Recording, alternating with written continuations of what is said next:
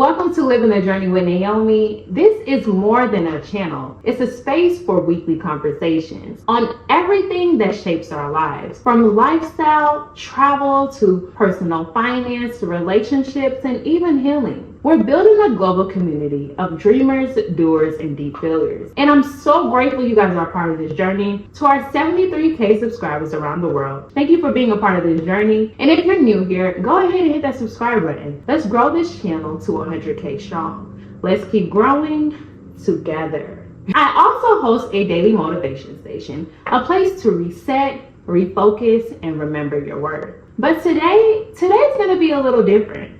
We're going to be talking about healing. Not the kind of healing that's loud or dramatic, the kind that sneaks in quietly and changes everything. The kind of healing that you don't even know is happening until you look back. The kind of healing that shows up in small choices. Saying no when you're used to saying yes. Forgiving someone who never says sorry. Looking in the mirror and not flinching. I'm talking about, I didn't know I was healing. Those kind of moments. Until I started doing things that I used to avoid. This isn't just my story, it's hers, it's his, and it just might be yours too. And maybe you didn't know either, but you are. This video is a collection of those moments. Collection of quiet victories, real people, real moments, and maybe your moment too. And maybe, just maybe, you'll see yourself in one of them.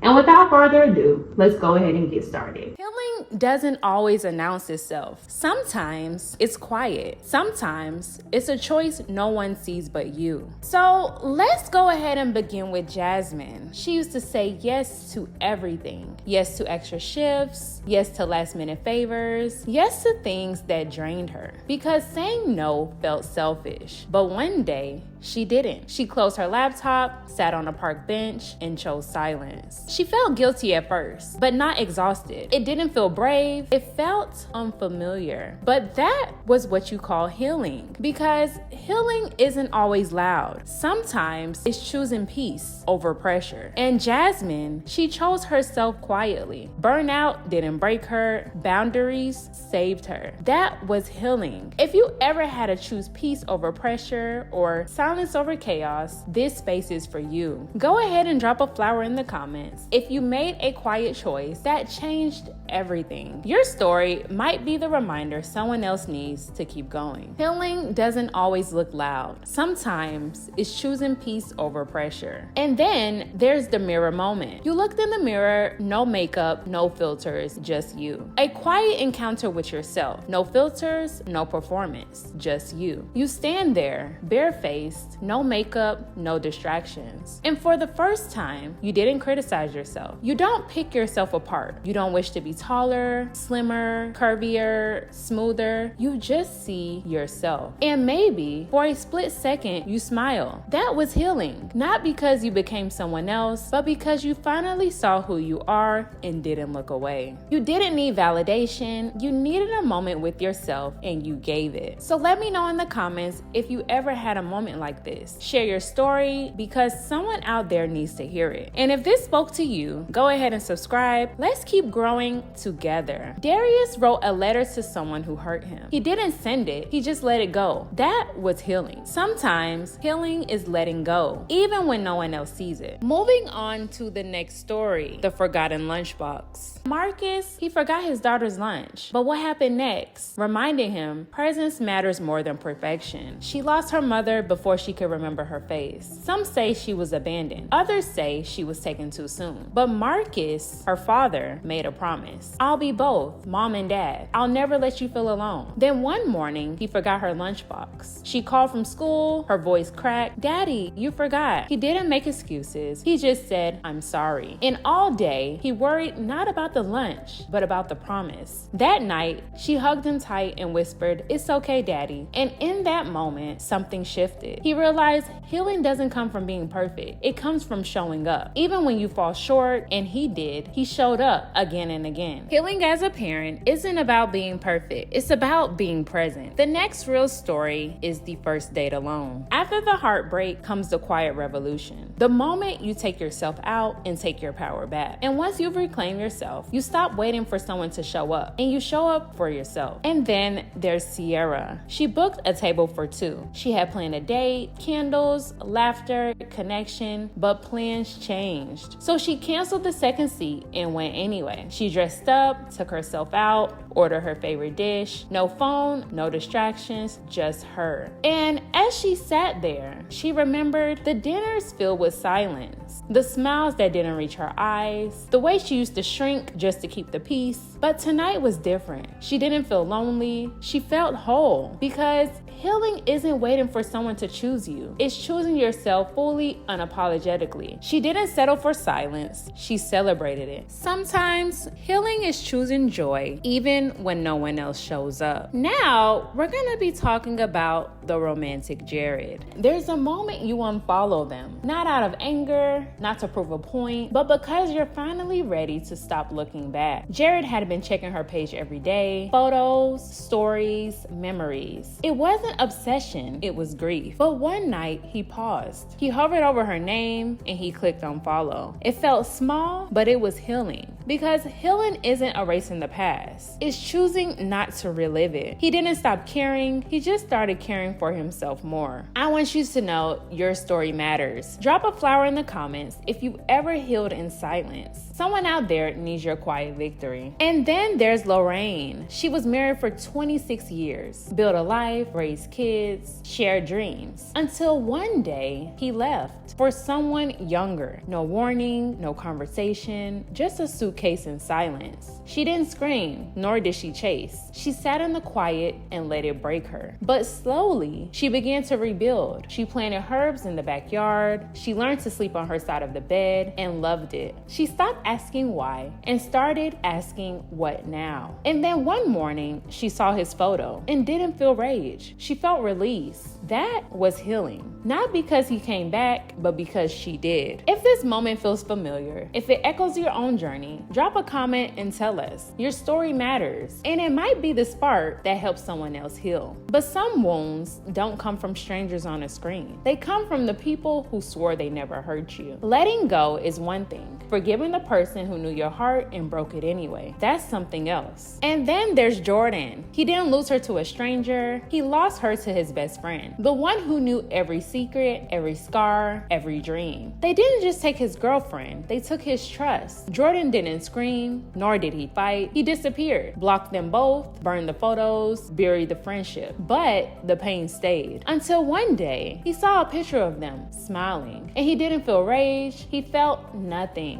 That was healing. Not because he forgot, but because he stopped needing closure. Jordan didn't forgive them for their sake. He forgave them so he could breathe again. He didn't forgive them to fix the past. He forgave them to stop bleeding from it. Healing isn't always loud. Sometimes it's quiet forgiveness. If any of these moments feel familiar, maybe you're healing too. Drop a flower in the comments if you had a moment like this, and share your story, because someone out there needs to hear it. But sometimes healing isn't about letting go of someone you love. It's about forgiving someone who took everything. And then there's Evelyn. She lost her son in a moment of violence, a domestic dispute, a tragedy, a silence that swallowed everything. Her daughter-in-law was the one who took him. There were no words, just grief, just rage, just the kind of pain that makes you forget how to breathe. People told her to hate, to curse, to never forgive, but Evelyn chose something else. She sat across the woman who shattered her world, and she said, "I release you." Not because it was easy, but because she refused to carry the weight of someone else's darkness. That was healing. Not because the pain disappeared, but because Evelyn stopped letting it define her. She didn't forget, she forgave. And in that moment, she became free. If you know anyone that lived through something like this, share the story. Your voice might be the light someone else needs to find their way. And then there's the kind of healing that comes after the world gets it wrong and still never says sorry. And then there's Malik. He spent 14 years behind bars for something he didn't do. A case built on assumptions. A system that didn't listen. He lost birthdays, holidays, time that he will never get back. And when the truth came out, he was finally released. People expected celebration, but Malik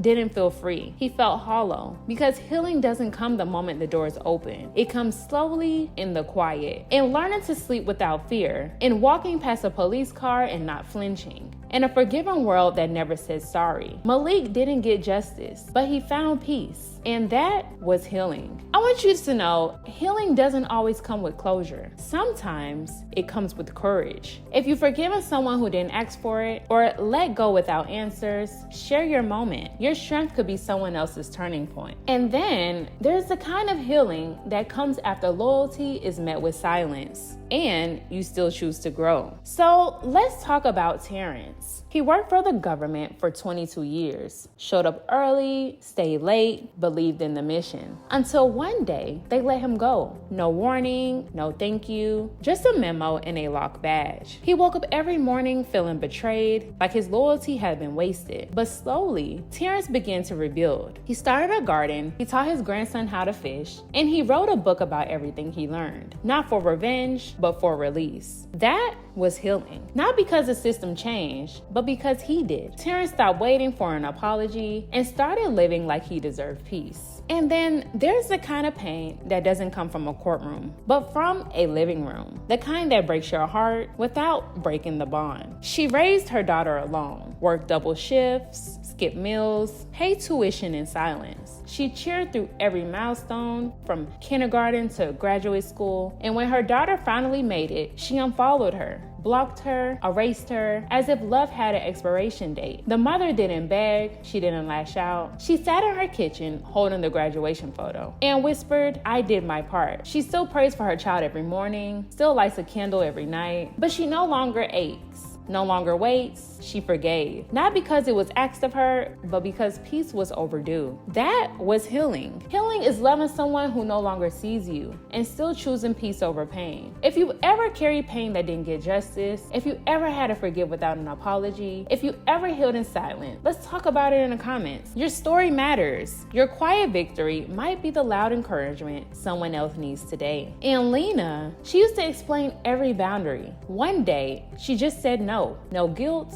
no reason. That was healing. Healing is saying no and not needing to explain why. And finally, Nia, a mom who slowed down and saw magic in her son's eyes. Nia used to rush to bedtime, but one night she slowed down. She read the same story 3 times. Not because she had to, but because she wanted to. Watched his eyes light up. That was healing. She didn't rush. She didn't multitask. She was there, and that was enough. Healing is presence, not perfection. These weren't just stories. They were mirrors, reflections of heartbreak, betrayal, silence, and release. But more than that, they were proof. Proof that healing doesn't always roar. Sometimes it whispers. You're still here. Sometimes it's a quiet choice that no one sees but you. Healing isn't always dramatic. Sometimes it's forgetting the lunchbox and still being loved. Sometimes it's forgiving someone who never says sorry. And sometimes it's just walking into a restaurant alone and choosing joy anyway. You don't have to be perfect to heal. You don't need closure to move forward. You just need to show up for yourself again and again. So if you ever look back and realize you were healing all along, shrug off the guilt, learn from the ache, and keep walking. So if you ever been unfollowed, erased, betrayed, or broken, shrug it off, learn from it, and keep walking. Because healing isn't a destination, it's a decision. And you've already made it. You're not broken, you're blooming. And that is all I have for today, you guys. Again, my name is Naomi.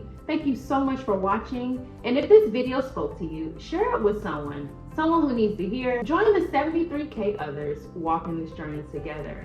Let's grow this channel to 100K strong. Let's keep healing. Let's keep showing up together. Until next time, stay inspired, stay committed, and I will see you later.